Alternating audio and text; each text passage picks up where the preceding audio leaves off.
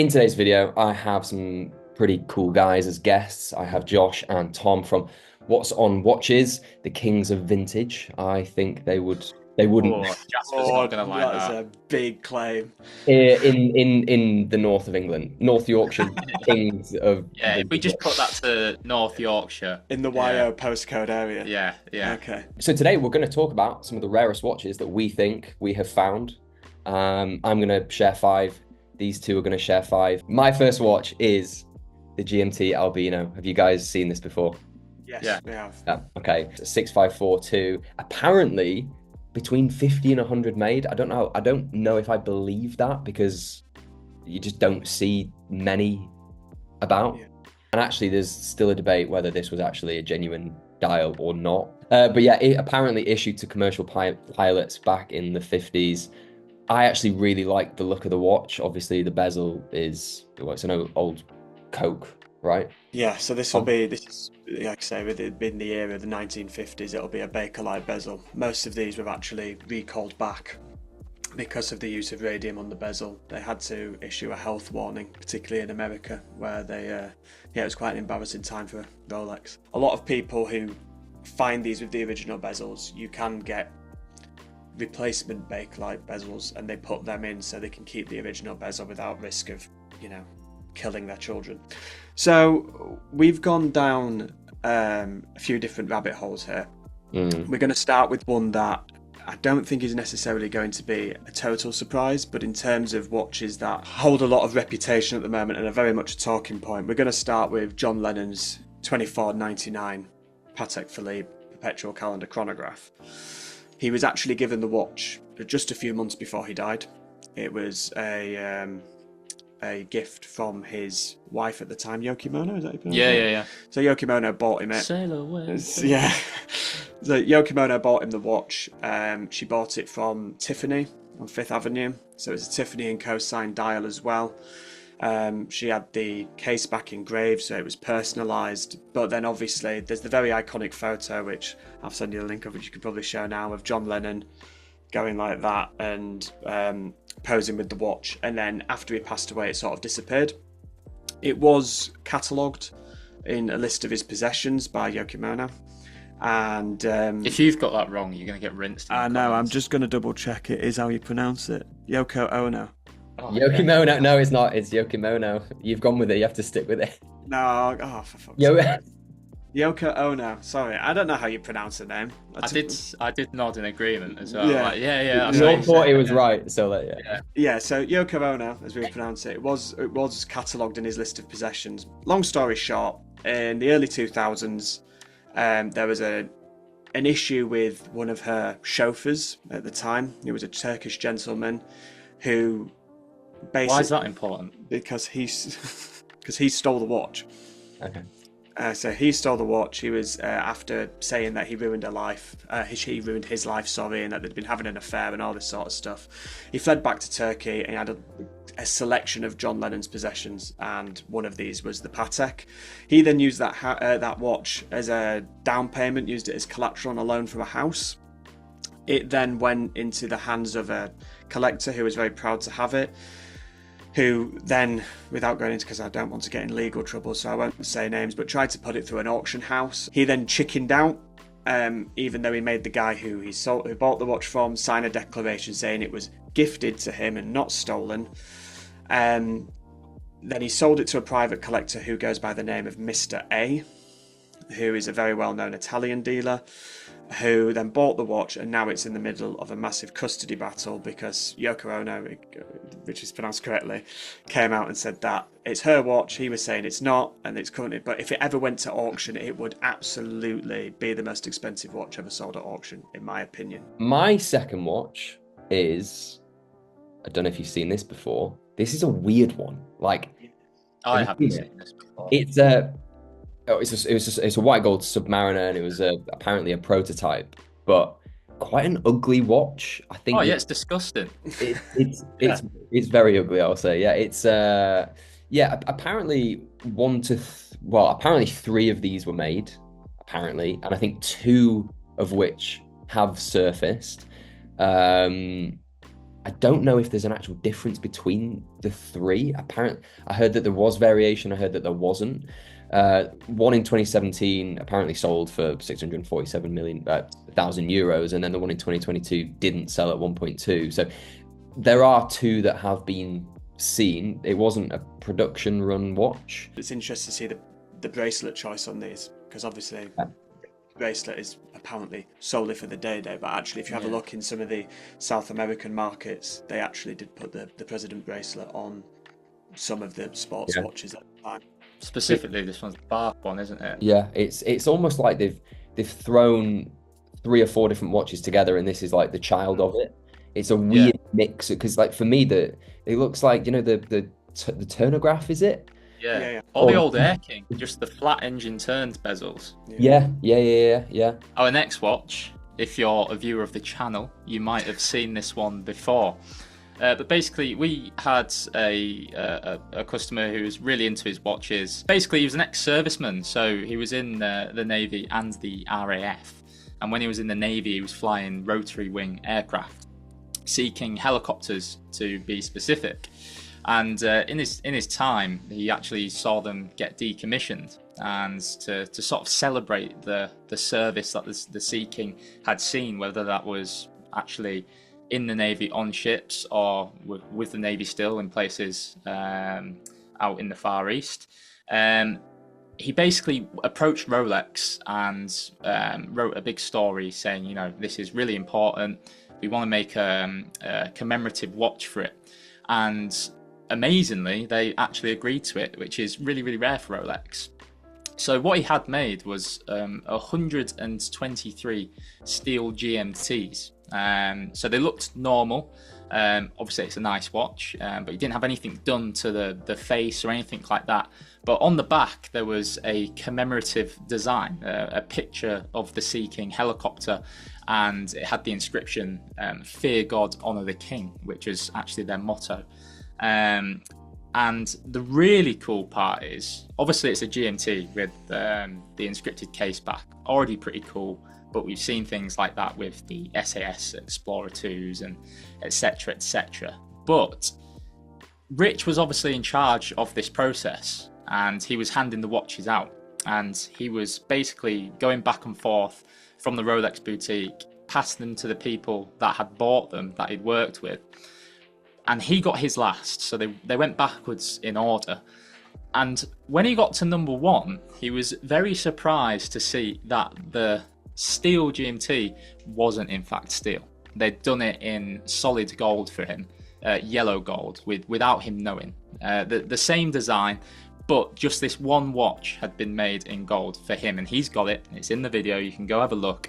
But it's really, really cool, not only because it's that commemorative watch, but it's the only one out of the 123 to be done in solid gold, and he's got the little 01 on the case back out of 123, and that is a watch that I think if it went to the right person is going to go for a lot of money. I mean, it's not technically vintage, but it's definitely worth a mention. 100%. I mean, it's rare enough having Rolex do something like that for military or whatever group, royals or whatever, but then to get, it's a one of one, isn't it? It's really cool. My first thought when you were talking about that was like, imagine his surprise when he opens it and he's like, I actually hate yellow gold. Like, imagine don't like you. Like, I can tell you, mate, he doesn't hate yellow gold. Does not. All right, okay. But imagine you buzzing to get this steel watch or whatever, and then you're like, I didn't want that. Well, imagine you thought it'd be an everyday wearer. Yeah. It's not exactly stealthy, is it? So ungrateful, yeah. Anyway, my third choice was the Transal.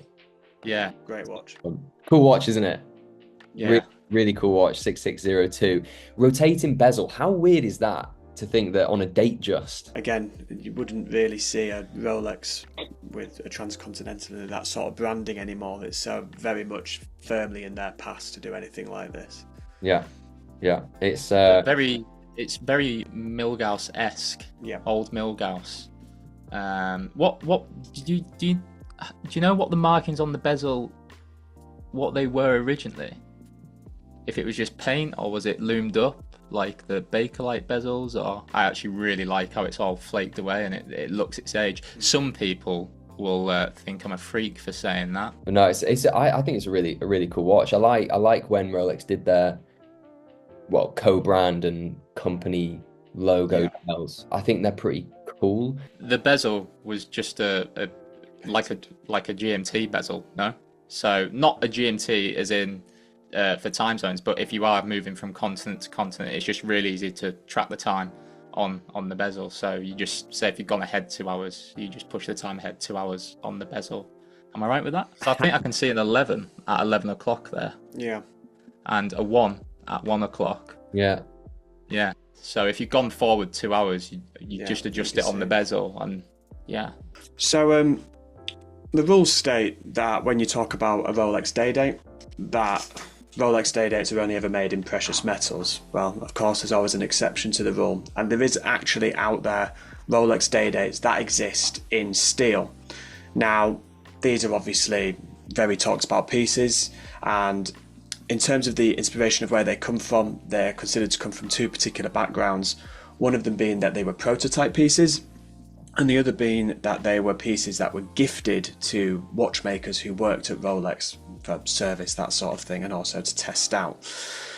Now, obviously, there's not many of these that exist. Until a couple of years ago, it was rumoured that there was 4 in existence. Now there's believed to be around 5. Some people say 6, but 5 seems to be the confirmed number.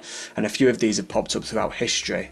John Goldberger put one in his Rolex Bible, as he called it, of 1,000 superlative Rolexes, and there's one of them in there.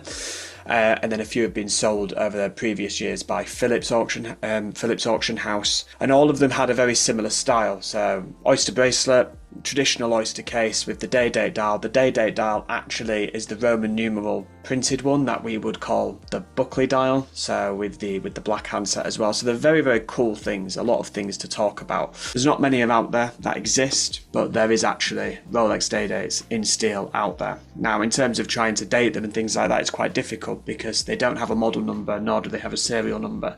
You only have the movement number to go off, so this is why they're hence believed to be prototypes and gifts. So never intended to be released, just a gift. Here you go, have a random. Just for a laugh. Just for a laugh. Literally. Yeah. Why though? Why it's like? It's funny, Phil. And it cheap, really cheaper as well. Yeah. Well, the rumour, there's loads of stories that go with these sort of pieces. Some people believed that it was a trial, that they maybe were going to do the day date in steel at some point as an entry-level perspective, and then opted completely against that, which I don't blame them for. I mean, it would completely devalue the precious metal ones. Yeah. But the main belief is that they are prototypes to test movements, that sort of thing, because obviously the day date movement when it first came around actually had some issues, which I'm not going to bore you with today. But this is sort of like a test piece and a gift piece as well. So, but when you see it on screen, which I'm sure Phil will put up for us now, like I say, with the Buckley dial, it looks quite date-just-esque, but obviously having the day date complication instead of the day date movement is very much a collector's piece, and they've fetched some healthy money at auction. By the way, my barber actually has a steel day date from China. Yeah.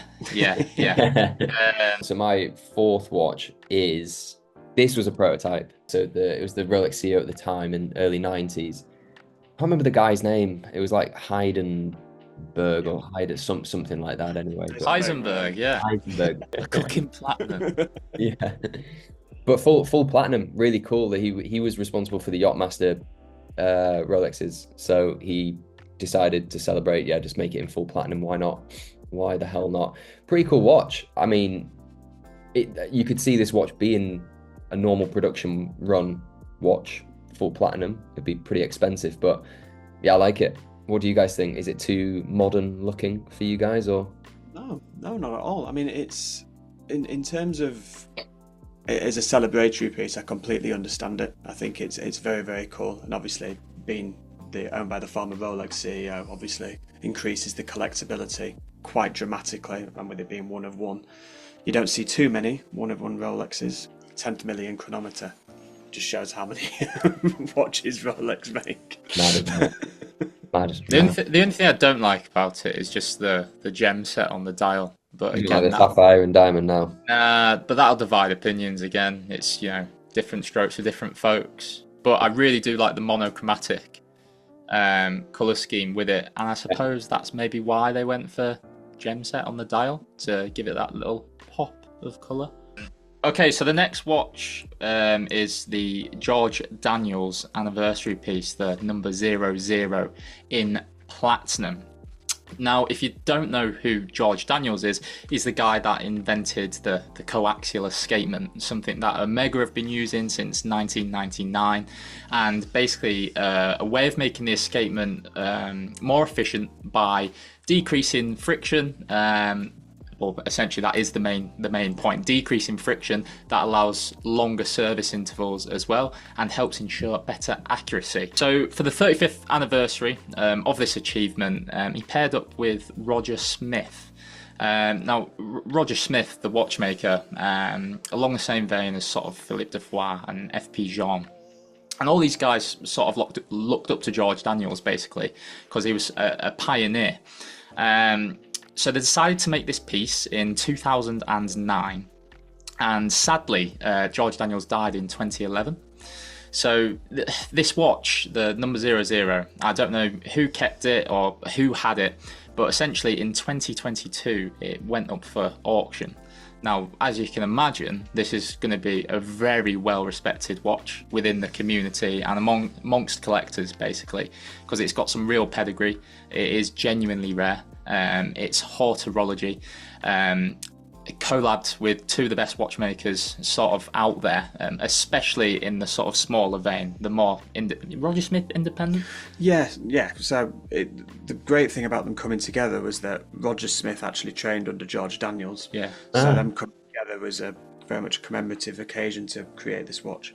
Yeah, so where was I going with that? Basically, it sold for bloody loads at auction. I think it was 2.3 million. But yeah, super cool watch. Took inspiration from the pocket watches that George Daniels was making earlier. And a watchmaker's watch, but a watch enthusiast's watch as well. My last watch, so my fifth and final, which I think you guys will appreciate, and I made a video about this watch maybe 2 years ago. It's actually a watch that my friend owns, right? Really, really cool. And it's a Rolex Era watch. Okay. Oh, yeah, nice, yeah. Nice. Really, really cool. It's obviously just a pretty bog standard Explorer One, but on the right-hand side of the dial where the 3 is supposed to be, Rolex have made an error in their production and they've put the number 9. So on the left, you can see that the kind of overlay is a 3, but the material used underneath is actually in the shape of the 9.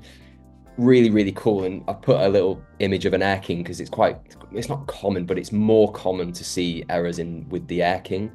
I'm sure it's not many, it's probably a handful.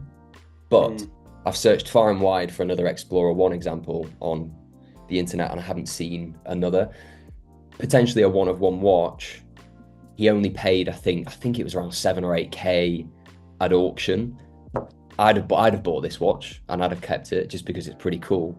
But yeah, I think it's decent, and I think Era watches just generally for Rolex are really interesting because Rolex pride themselves so much on quality, luxury, testing, all this kind of stuff. How this got through their testing processes, I have absolutely no idea. The amount of guys that have gone over that and not clocked it is, but I mean, again, it's not uncommon if you look back through Rolex history to find certain errors. So, for example, on some of the old 5513 bracelets.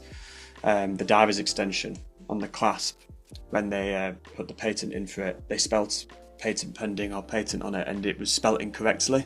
Yeah. And again, they've gone on to be hugely collectible bracelets and add value. So errors and one of ones just add another level of collectability, because realistically you're not going to find many more of that because they're not going to make that many mistakes. Yeah. Okay, so again, we've gone down the independent watchmaker routes. We've talked about the British contribution to this, but there's still out there today so many important independent watchmakers that actually have, obviously gained recognition through what we've seen in auction prices.